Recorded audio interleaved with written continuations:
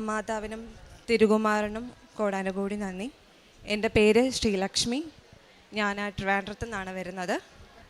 എനിക്ക് കൃപാസനത്തിനെ പറ്റിയും അമ്മ മാതാവിനെ പറ്റിയും എനിക്ക് പറഞ്ഞു തന്നതും അമ്മയുടെ മഹത്വം അറിയിച്ചു തന്നതുമെല്ലാം മായ ചേച്ചിയാണ്. ചേച്ചി കഴിഞ്ഞ 2 വർഷമായിട്ട് പള്ളിയിൽ വരികയും അമ്മ മാതാവിൻ്റെ നല്ലൊരു ഡിവോട്ടിയും കൂടെയാണ്.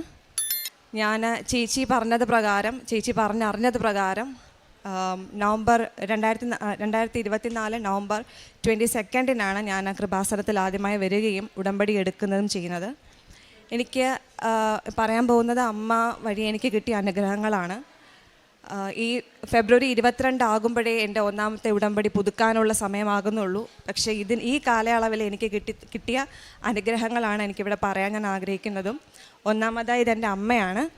അമ്മയ്ക്ക് ന്യൂറോ ഇഷ്യൂസും ബാക്കി കുറച്ചേറെ ഹെൽത്ത് ഇഷ്യൂസും ഉണ്ട്.